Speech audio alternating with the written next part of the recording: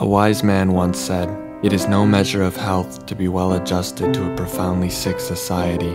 In other words, if you are well adjusted to society, you are profoundly sick. I never understood this until recently. My friend James and I were using every popular social media site to criticize people and spread hatred all over the internet. In our minds, we were justified because the victims of our hate crimes never saw us in person. Little did I know, my views on this, and everything else for that matter, would soon change forever.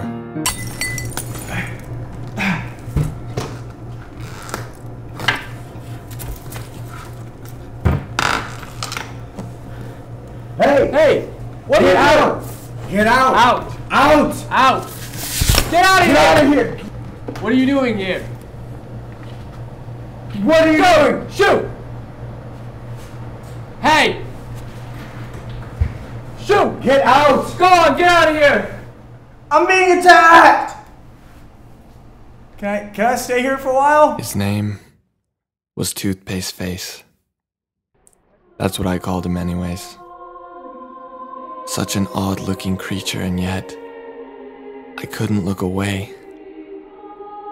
How did this thing get in my neighborhood? I wanted to snap a quick picture of him for Instagram, but I didn't want him to get angry and gnaw off my face. Fortunately, Toothpaste Face spoke perfect English like a human.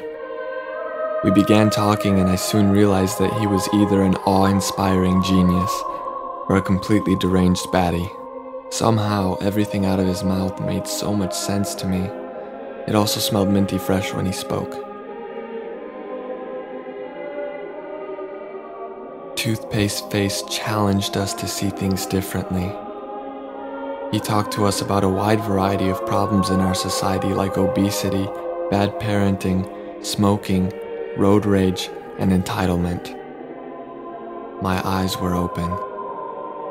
I realized there was so much trash in society that James and I had become accustomed to. How could we have allowed ourselves to become part of that? I knew we had to change.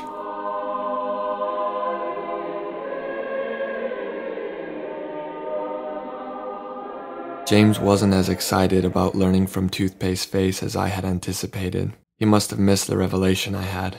I wasn't surprised. He's not the sharpest shed in the tool. I did my best to convince him that Toothpaste Face was mentally stable, Grab him. but he still doubted me. No. Come on. Listen.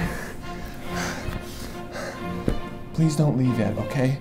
I've been listening to what you've been saying to us, and I think you make a lot of valid points, okay? When I asked Toothpaste Face to stay and teach us, he wisely replied, "I don't really know. I guess I could try." His deep words pierced the cockles of my heart. I knew that I was on my way to becoming a better person, and maybe James was too, but I doubt it. Toothpaste Face told us that we do not need to criticize society in order to change it. He sat us down to watch TV to observe society's dysfunction at their best. "Watch TV without saying anything negative," he said. I remember thinking of 10 insults for a single commercial. 10. I realized Toothpaste Face was right. Maybe James and I needed to stop criticizing everything we saw. Unfortunately, I came up with a zinger that could not be kept silent. Little did I know, Toothpaste Face would take this so hard. What happened next would haunt me forever.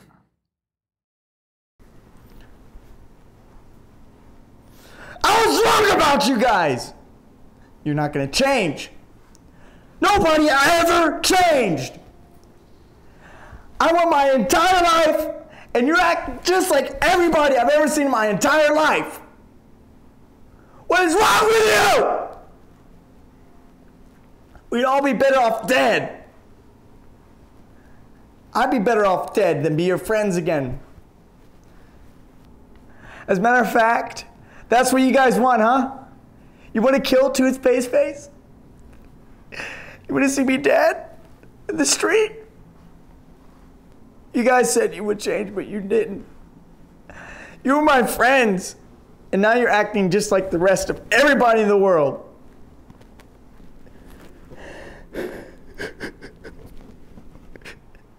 When I was a boy, my dad put me inside of a trash can, and they forgot about me.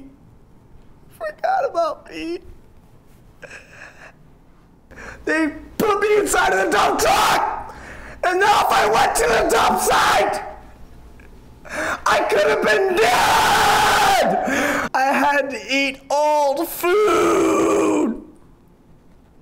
It was disgusting. I had to learn how to eat old wrappers and tin foil for sustenance. Where were you during all this? At home, laying in your beds, sleeping and eating great meals. Why in the world would you be as judgmental as you are? Look at Toothpaste Face. Look at his face. I spent years inside the junkyard, and nobody was my friend. Until one day, I looked amongst all of the trash and saw a tube of toothpaste.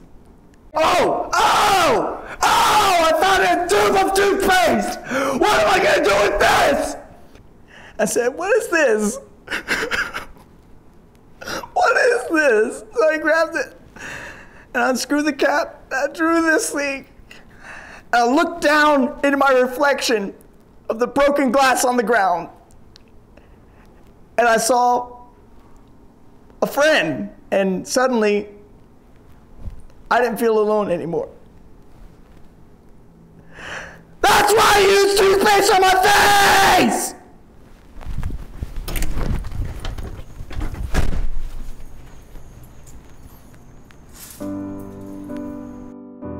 The butterflies in my stomach curled up and died.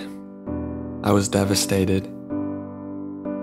Who knew that a simple yet hilarious joke would cause a man with toothpaste on his face to get so angry? I couldn't help but feel that James was largely responsible for this whole fiasco.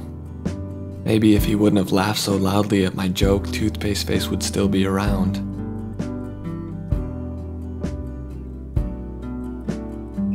That was the last time that we would ever see Toothpaste Face. The weeks that followed, I found myself changing my own behavior. What was once acceptable for me was not anymore. I felt as though Toothpaste Face's words kept guiding me down the path to becoming a better person. James was indifferent, of course. A man once said, "Some people strengthen the society just by being the kind of people they are."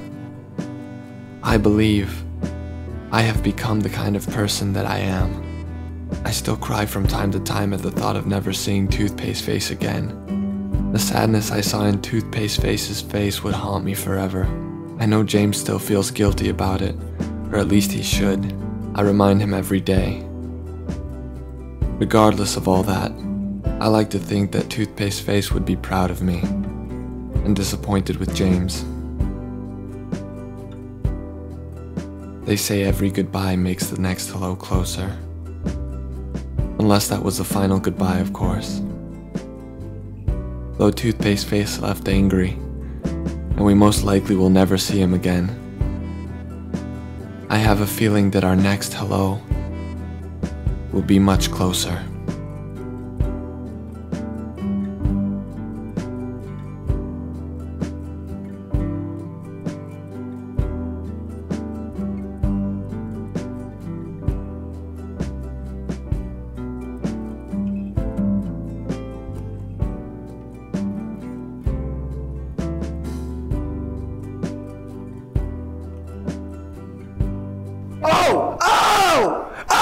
I found a tube of toothpaste! What am I gonna do with this?